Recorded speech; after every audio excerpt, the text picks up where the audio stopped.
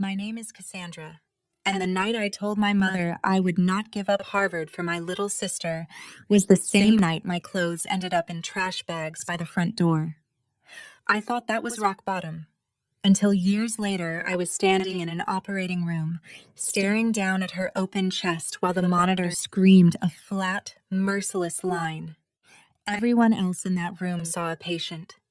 I saw the woman who had called Harvard, withdrawn my acceptance without telling me, and then watched from the doorway as I dragged my life out of her house in plastic bags.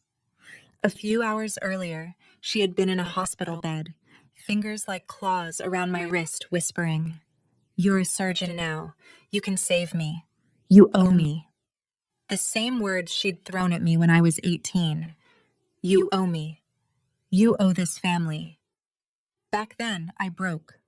This time, something in me stayed perfectly, disturbingly calm. In the OR, the alarms spiked, and the anesthesiologist shouted numbers. My attending barked orders. Someone started chest compressions. My mother's heart stuttered on the screen. I leaned close to her ear before they wheeled her fully under the lights and said the sentence I had been rehearsing since the night they chose my sister's comfort over my future. "You need a miracle?" I murmured. "Ask your golden child." 3 weeks earlier, she'd walked into my hospital with a folder of unpaid bills and a diagnosis that should have terrified me. Instead, it felt like déjà vu with a chart attached. Here's what I want to know. If your parents only loved you when you were useful, were they ever really your parents? Or were you just a long-term investment that didn't pay out the way they expected? If you've ever been treated like the strong one whose dreams are optional, stay with me until the end. Listen to what they did, what I chose, and then tell me in the comments whether you think I went too far, or not nearly far enough. The first time my mother told me I owed her my future, there were no hospital lights, no monitors, no antiseptic smell, just the kitchen table, a thin envelope, and the sound of my own heartbeat in my ears. I was 18, hands shaking as I opened the Harvard letter and read the words out loud. "We are pleased to offer you admission." My voice broke on admission. I laughed, half sobbed, waiting for someone to scream, to hug me, to say they were proud. Instead, my mother's face went still in that particular way that meant a storm was forming. My father rubbed the back of his neck. My little sister stared at the table. "Harvard," I whispered. "I did it. Harvard is expensive," my mother finally said, "and your sister has been struggling. She needs us more than you do." That was the first time the phrase appeared, soft and reasonable. She needs it more. Like my entire life was a pie they could slice up and redistribute. I tried to argue, partial scholarship, loans, work study, anything. But my mother folded her arms. "You're strong," she said. "You'll be fine anywhere." She isn't. If you really loved your family, you would stay. You owe us that. The words sank in like a needle. You owe us. That night, when I came home from my shift at the diner, the Harvard letter was gone from my desk. I found it crumpled in the kitchen trash, ink smudged from coffee grounds. "What did you do?" I asked, voice thin. My mother didn't flinch. "We called them, told them you won't be attending. You'll go to state, live at home, help your sister. We're not co-signing loans for some fantasy." My father stood behind her, eyes on the floor like the linoleum had become fascinating. My sister hovered on the stairs, lips pressed together. "You can't do that," I whispered, though they already had. "You live under our roof," my mother said. "You eat our food. You don't make selfish decisions without us. Family comes first."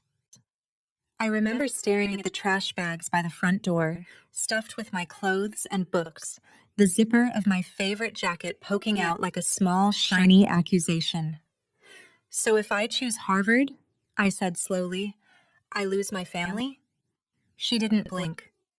"If you choose Harvard, don't bother choosing this family." The second time she told me I owed her, years later, she was sitting in a wheelchair in my hospital, a faded cardigan hanging off her shoulders.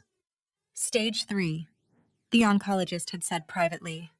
Resectable, but complicated. Insurance is a mess. In the consultation room, my mother's hair was thinner, her face sharper, but her eyes were exactly the same. "You'll fix this," she said the moment we were alone. "You'll talk to your people. Get me the best surgeon. Make sure the bills don't ruin us. After everything we did for you, you owe me that much." The fluorescent lights hummed overhead. For a moment, I was 18 again, holding a crumpled letter over a trash can. I heard my own voice, younger, pleading. "Did it ever occur to you that maybe I'm not just here to fix everyone else?" Back then, I picked up my trash bags and walked out. Now I stared at her chart, at the tumor on the scan, and realized we were standing at another doorway. Different hallway. Same choice. My future, my boundaries, or her comfort. Only this time, I wasn't the one with everything to lose. For a long time, I told the story this way. I was the good daughter who tried. I tried to compromise, to negotiate, to build bridges. I tried to call, to visit, to fix it. It made me sound noble. Tragic, but noble. But the truth is messier, and I have to own that if I'm going to be honest about what I did next.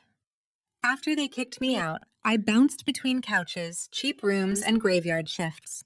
I enrolled at a state university when a scholarship came through, and threw myself into pre-med like it was oxygen. Whenever anyone asked about my parents, I would shrug and say, "We're not close, but I tried."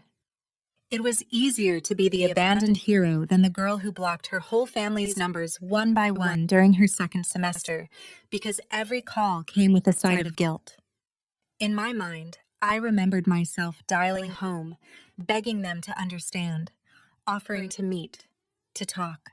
In reality, it was my father leaving voicemails I never listened to, and my mother sending long emails that started with "Dear Cassandra" and ended with "You broke this family." I archived most of them without reading. I told myself I was protecting my mental health. Maybe I was. Maybe I was also rewriting history. You know what's sick? I spent years blaming myself, thinking, maybe if I'd been less ambitious, they would have loved me more. But here's the question that keeps me up at night. When did making your family proud become the same thing as making yourself smaller? And why do we only call it love when it asks you to shrink? The worst part is, they hadn't always been like that. When I was 7, I fell off my bike and split my chin on the curb. There was blood everywhere. I remember screaming, sticky hands pressed to my face, and my mom running out of the house barefoot. She didn't panic. She scooped me up, whispered, "You're okay, Cassie. I've got you," and carried me to the car. In the ER, while they stitched my chin, she held my hand and sang my favorite song off-key to distract me. Later, after the bandages and lollipops, she cupped my cheeks and said, "You're so brave. One day, you're going to be a doctor. I can feel it." That was the last time she looked at me like I was more than a task to complete. Rachel was born the next year, small and soft and colicky, and the mom who sang to me in the ER disappeared into someone who only ever saw me as competition for her younger daughter. Whenever I tried to remember my mother as pure villain, that bike memory ruined it. It would sneak in when I was scrubbing in for my first surgery, or when I got my med school acceptance. I would see her, younger, holding my hand under harsh hospital lights before she learned how to weaponize the phrase, "You're strong." And maybe that's why it hurt so much the day I snuck back into the old house. It was 2 weeks after they kicked me out. I'd been living on a friend's futon, working double shifts, trying not to think about the laptop I'd left behind. The one with all my essays, all my applications, my entire digital life. One Sunday, I knew they'd be at church. I used the spare key they didn't realize I still had, slipped inside, and went straight to my room. It was already half empty. The posters were gone. My desk was cleared, except for a lonely layer of dust. I went to the closet where I kept my laptop bag, hands shaking. "You're not supposed to be here." Her voice came from the doorway. I turned and saw my little sister leaning against the frame, arms crossed, freshly straightened hair falling over her shoulders. "Rach," I whispered. "I just need my laptop, okay? I'll be gone in 5 minutes. Please." She didn't move. "Mom said if you came back, I should call the police." She held up her phone like a weapon. "She said you'd try to guilt trip us." "I'm not trying to guilt trip anyone," I said, stepping toward the closet. "I just need my work. Those essays, they're all I have left." "You made your choice," she said, voice cold in a way I'd never heard before. "You picked Harvard over us. Now you have to live with it." "Harvard is gone," I said, feeling my throat close. "You know that." She made sure. "Then you really don't belong here," Rachel replied. Her thumb hovered over the numbers 911. "If you don't leave, I'll call." I stared at her, at the girl I'd tutored through every math test, covered for every missed curfew, lied for when she snuck out. "Do you really think I deserve this?" She didn't look at me when she answered. "You're the one who walked away." I left without the laptop, without my essays, without anything. That was the day I stopped telling myself my sister was just a puppet. She wasn't fragile, she was complicit. Med school gave me new problems. Anatomy exams, 80-hour weeks, the constant terror of making a mistake that could cost someone everything. It was brutal, but at least the tests were honest. An exam never said, "You're selfish for wanting this." A professor never asked, "What about your sister?" I learned to live in hospital corridors, to steal naps in call rooms, to drink bad coffee like it was water. The more I built this new life, the easier it was to pretend the old one had just evaporated. Then, on a night shift during my second year, one of the nurses handed me her phone. "Hey, Cassie," she said carefully, "is this you?" It was a GoFundMe link. My father's face filled the thumbnail, lit by the bluish glow of a kitchen light I recognized instantly. He looked older, hair thinner, worry carved into the lines around his mouth. The title read, "Help us save our wife and mother." I hit play. He cleared his throat, staring into the camera like it might bite him. "My name is David Miller," he began. "My wife, Linda, was recently diagnosed with cancer. The treatment is expensive. We're drowning in bills. We've always been a hardworking family, but this is more than we can handle." He glanced off camera, then back. "We have 2 daughters," he continued. "Our youngest, Rachel, gave up school to help care for her mom. Our eldest, well, she's a doctor now, but she's chosen not to be involved. We're not here to judge. We're just asking for help." The video cut to a montage of photos. My mother smiling weakly in a hospital gown, Rachel holding her hand, the house in the background with a "for sale" sign on the lawn. The last frame lingered on a family photo from years ago, only my image was gone. Cropped out so neatly you would never know I'd once stood between them, arms slung around their shoulders. I scrolled down to the description. It was worse. "Our eldest daughter is very busy with her successful medical career," my father had written. "We respect her choices, but we cannot rely on her. We're praying for kindness from strangers." The comments section was a war zone. Half were furious on their behalf. How can a doctor daughter refuse to help her own mom? This generation is so selfish. Imagine choosing money over your mother's life. The other half were from people who read between the lines. Wait, why are you pressuring your kid on the internet? There's a lot you're not saying here. Sometimes kids go no contact for a reason.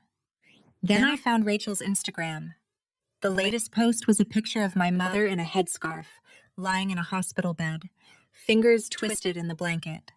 The caption read, "Watching the person who gave you everything fight for her life while your own sister, the doctor, refuses to lift a finger. There's no pain like that.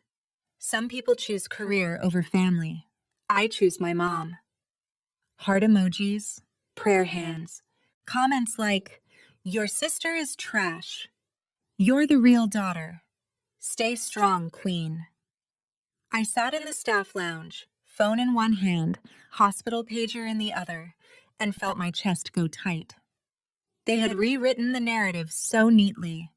I wasn't the kid who'd been thrown out with her clothes in trash bags. I was the cold-hearted doctor who abandoned her sick mother. The villain in their crowdfunding story. And yet, buried among the outrage, there were comments that pierced deeper than any insult. One said, "If your daughter went no contact, something happened. Parents, be honest. Did you ever choose one kid over the other?" Another, under Rachel's post, simply read, "Golden children rarely realize someone else paid for their crown."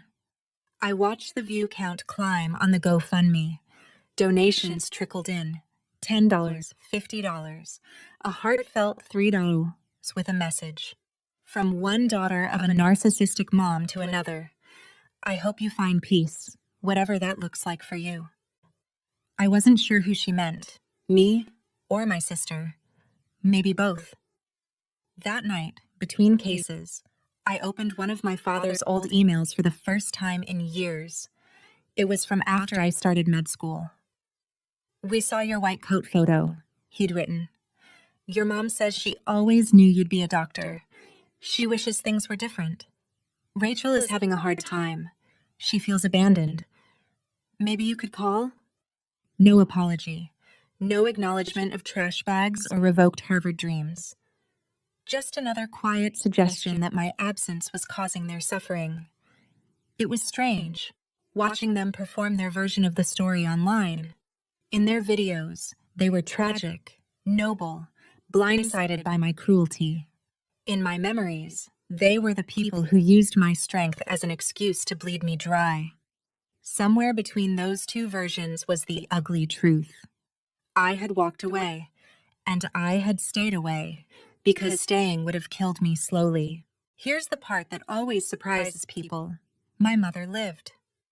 When strangers hear the story in pieces, Harvard, trash bags, cancer, the line, "Ask your golden child," they assume I let her die on that table. It would make a cleaner revenge tale. She hurt me. I refused to save her. End credits. Real life is messier. The surgery was brutal, but the team did their job. When I checked the board the next morning, her name had moved from OR to ICU, and the word next to it was stable. She survived. That's where my revenge started, not where it ended. Weeks before that surgery, I sat in a tiny office with a billing coordinator going over my mother's chart. Numbers glared back at me. Estimates, deductibles, out-of-network penalties. "There is one thing," the coordinator said gently, pointing at a small box on the screen. "We have a family financial assistance program. If an immediate family member who works here signs off, we can restructure some of the debt. Lower interest, longer terms. It doesn't erase the bill, but it helps." There it was. A simple little checkbox with my name hovering metaphorically over it. One signature from me, and the hospital would treat my mother like a VIP case. The very system I had fought my way into could soften the blow for the woman who had locked me out in the cold. I stared at that box for a full 5 minutes, pen in hand. Every version of me crowded into that room. The 7-year-old with the split chin. The 18-year-old with a Harvard letter in the trash. The exhausted resident who had watched 100 mothers sleep in plastic chairs next to their kids' beds without expecting anything in return. Everyone says, family is family. But what if your family's love came with terms and conditions? What if every "I love you" had an invisible asterisk that said, "Only if you do what we need"? At what point does honoring your parents become just enabling your own abuse? I set the pen down. I can't sign that, I told the coordinator. Why not? If it's about embarrassment, lots of employees. It's not embarrassment, I said. It's a boundary. I left the box unchecked. The day of the surgical planning meeting, I walked into the consultation room knowing she would ask again, in some form. My attending went over the risks and benefits. My mother nodded at all the right times, her eyes flicking more to my face than to the charts. When he left, she grabbed my hand. You'll be there, right? She demanded. You'll make sure nothing goes wrong. You'll make them treat me like family. You will be treated like every other patient, I said. That's how this works. No, she snapped, voice cracking. You are my daughter. You are a doctor. You will go above and beyond the way we did for you. Memories flashed. The night she called Harvard behind my back, the trash bags, the click of the lock, Rachel's thumb hovering over 911. Above and beyond? I repeated. You mean the way you withdrew my acceptance without telling me? Or the way you told Rachel to call the police if I ever came home? She flinched. We were trying to protect this family. You were going to tear it apart. You tore it apart the day you decided my future was negotiable and her comfort was sacred, I said. You chose your golden child. Now you're asking the discarded one to fix it. You owe me, she whispered. And there it was again. That phrase, worn smooth with use. I carried you. I raised you. I fed you. I gave up so much for you. And I spent 20 years paying that bill, I replied. I think the account is closed. After the surgery, after she lived, after the ventilator came out, and she started complaining about the food, even with tubes still taped to her arms, the bills began to arrive. My father called me, voice shaking. We're drowning, he said. They keep sending notices. Your mother thought you'd help. There's a program, I said. The hospital mentioned it. An employee family assistance thing. Did they tell you I refused to sign? Silence hummed on the line. Finally, he said, she told us you couldn't. That it would get you in trouble. It wouldn't, I said flatly. I chose not to. Why? He asked, and the way he said it, bewildered, genuinely confused, made something in me go cold. Dad, I said quietly. When Mom threw my clothes into trash bags and told me if I chose Harvard I was no longer family, did you think about whether that would get me in trouble? When Rachel threatened to call the police on me for walking into my own room, did you stop her? His breath hitched. That was a long time ago. Not long enough, I said. You want to know why I didn't sign? Because for once, I decided to believe you. You told me I wasn't family. I'm just respecting the contract. I could hear him choking up. Your mom is suffering, he said. She cries every day about the bills. I cried for years, I replied. At least she has a house to cry in. For now. I hung up and sat in my car in the parking garage, shaking, not from guilt, but from the weight of finally letting her feel what I had felt that night with the trash bags. 6 months after the surgery, the house was gone.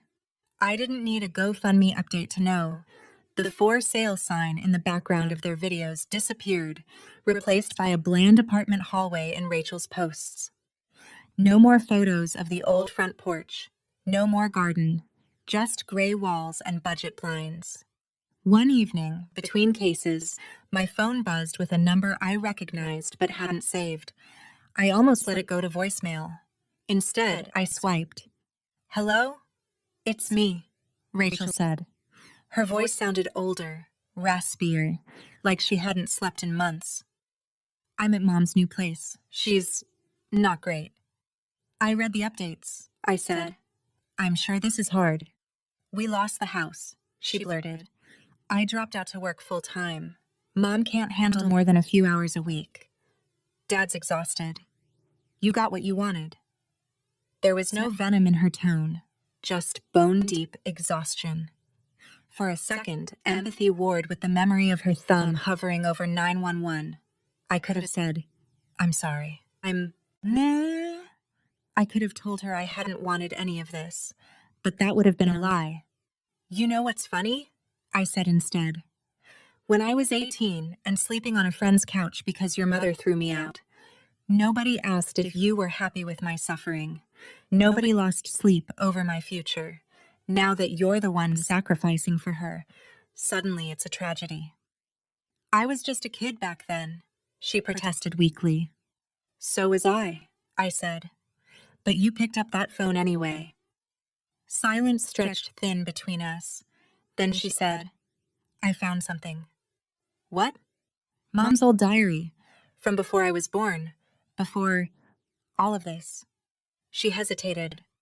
You should see it. I almost laughed. Why? So I can read about how hard it was to raise an ungrateful future surgeon? No, Rachel said quietly. So you can see what she did before you came along. And why she hated your white coat so much. That hooked me in a way no guilt ever could. We agreed to meet at a coffee shop halfway between the hospital and my mother's cramped apartment. When I arrived, Rachel was already there, hunched over a worn notebook. She looked different. No perfectly filtered makeup, no soft aesthetic lighting, just dark circles under her eyes and a tension in her shoulders that hadn't been there when she was the cushioned younger child. She slid the diary across the table. Page 50, she said. Just read. The entry was written in my mother's looping, impatient handwriting. Got written up at the hospital again, it began. They're saying I messed up the dosage, but the doctor signed off too. Why is it always the nurses who get blamed? If they fire me over this, I swear, this place doesn't deserve me. A few pages later, they fired me. They said I endangered a patient. That doctor threw me under the bus. I gave years of my life to that place. Now what? David says we'll manage. He doesn't get it. I was supposed to be someone.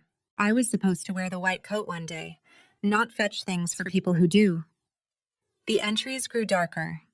Bitterness hardened into something jagged. Saw a med student today, one read. Stupid little girl walking around like she owns the ward because she can answer a few questions. I could have done that, if I'd had the chances she has, if I hadn't gotten pregnant. Later, during her pregnancy with me, doctor said the baby's strong, maybe too strong. Sick of being tired, sick of this body betraying me. If this kid doesn't amount to something, what was the point of all this? I closed the diary, stomach twisting. She wanted to be a doctor, I said slowly. She wanted everything I have. Rachel nodded. There's more, she said. After you got your Harvard letter, she wrote about it. Cassie got into Harvard, she quoted. Of course she did. She got everything I didn't. If she leaves, what will I have left? Just Rachel, who can't even get through a semester without falling apart. Maybe it's better if Cassie stays local. Maybe that's what's best for the family. She owes us. The word owes was underlined 3 times. I leaned back, the cafe buzzing around us, and realized something horrible. My mother hadn't just been protecting Rachel. She had been protecting herself from the mirror of my success. My white coat, my acceptance letters, my surgical badges. They were all billboards advertising her own failures. She wasn't sacrificing for us, I said. She was jealous. Rachel picked at the cardboard sleeve of her cup. She used to tell me stories about the hospital, she admitted, about how the doctors were arrogant and careless, how she could have done their jobs better if someone had given her the chance. She looked up. When you got into Harvard, she didn't say she was proud. She said, "Don't get cocky. You're not better than me." I thought she was just being strict. She was terrified, I said, that I'd become what she always wanted to be and leave her behind. A few nights later, my father called. For once, he didn't sound like he was trying to smooth things over. He sounded wrecked, I read the diary, he said, without preamble. Rachel showed me. I knew she was angry about the hospital, but I didn't know how deep it went. You didn't want to know, I said. There's a difference. He sighed, a raw, broken sound. I should have stopped her that night, he whispered. When she threw your stuff into those bags, I stood there and watched, and told myself it was between you two. But it wasn't. I was your father. I should have chosen you too. I closed my eyes. For years, I had fantasized about hearing those words. I thought they would feel like balm. Instead, they felt like someone pressing on an old bruise. Can I fix this? He asked. Can we fix this? You can start, I said slowly, by asking yourself why you only cared when it became convenient. When the bills piled up, when the house disappeared, when Mom's jealousy finally cost you something. He didn't argue. That hurt more than if he'd yelled. For the first time, he wasn't telling me to be the bigger person. He was admitting that the bigger person had always just meant the quieter casualty.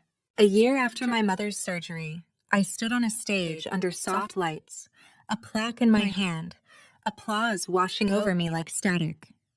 The hospital was giving me an award for outstanding dedication and ethical practice in surgical care. Somewhere in the audience, people who had never once asked about my family history smiled like they knew me. The MC had just finished telling a sanitized version of my journey. First-generation college student, state school, med school, residency, the whole bootstrap fairy tale. They didn't mention Harvard.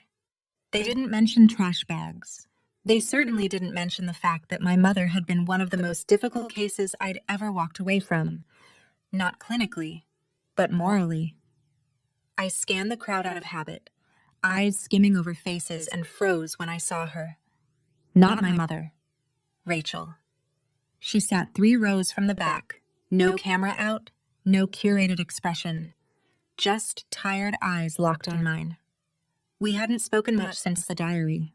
A few tentative texts, a couple of neutral updates. The door between us was cracked, not open.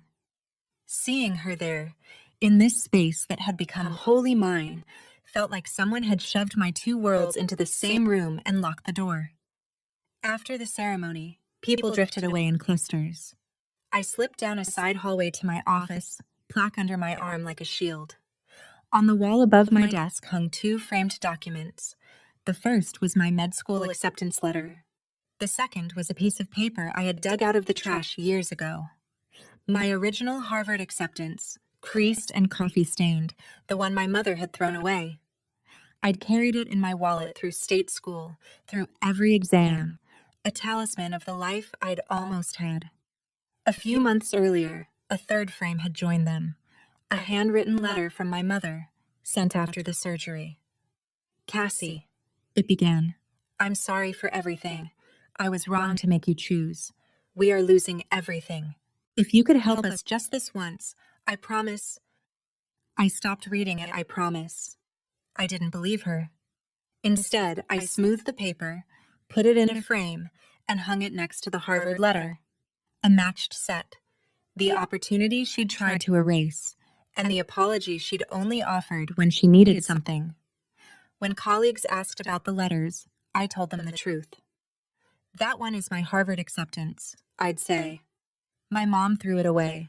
This one is the letter where she asked me to bail her out after the surgery.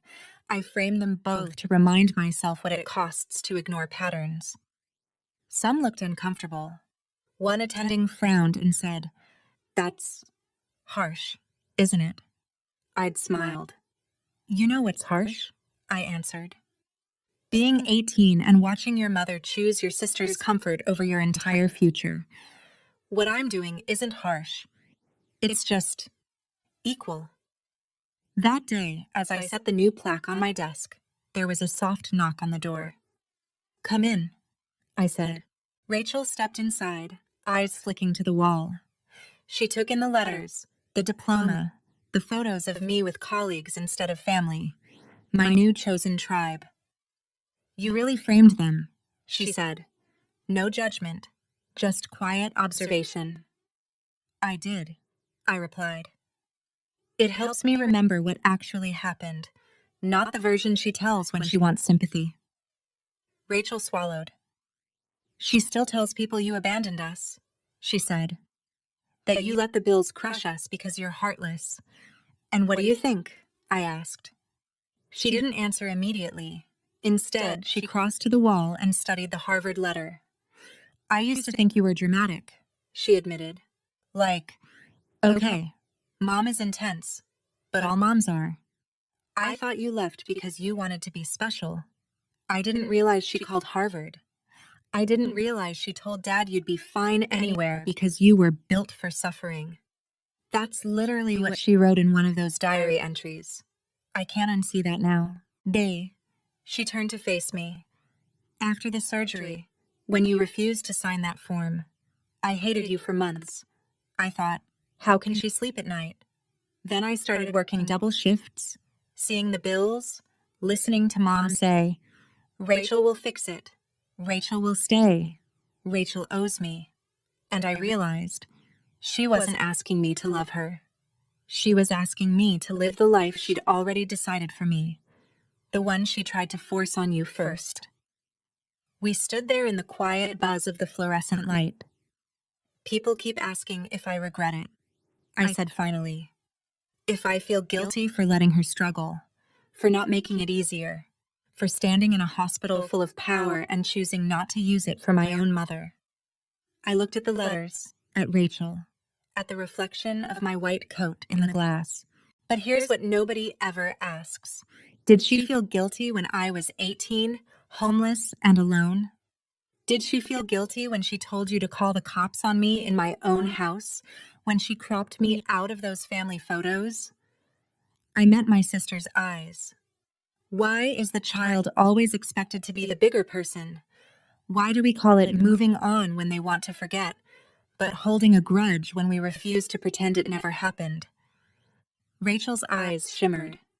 She didn't apologize. I didn't ask her to. Some debts are too old to collect. Instead, she said, I don't know if what you did was right. I don't know if I could have done it, but I get it now. At least a little. She glanced back at the wall one last time. Congratulations on the award, she added softly. You earned it, with or without us. Then she left, closing the door behind her. I stood there alone, surrounded by evidence of every version of myself I had been. The kid my mother once dreamed would be a doctor. The teenager she threw out. The resident who refused to sign a box. Here's the part where I'm supposed to give you a clean moral. To tell you I forgave her, or that I burned every bridge and never looked back. The truth sits somewhere in the uneasy middle. I answer her medical questions when they come through my father. I do not sign the forms. I send Rachel job postings sometimes. I do not visit on holidays. Revenge, for me, wasn't slamming the door. It was refusing to play the role of sacrificial daughter ever again. It was letting my mother live long enough to feel the consequences of the choices she'd made without me cushioning the impact. People keep asking if I regret it. If I lie awake at night wondering whether I should have done more. Sometimes I do lie awake, but not for the reasons they think. I'm not haunted by what I failed to give her. I'm haunted by how long it took me to stop giving. So I'll leave you with this. If the people who broke you showed up years later begging you to save them, what would you do? Would you bleed for them one more time, just so everyone could say you were a good child? Or would you finally choose yourself, knowing the world might call you heartless for refusing to be their hero ever again?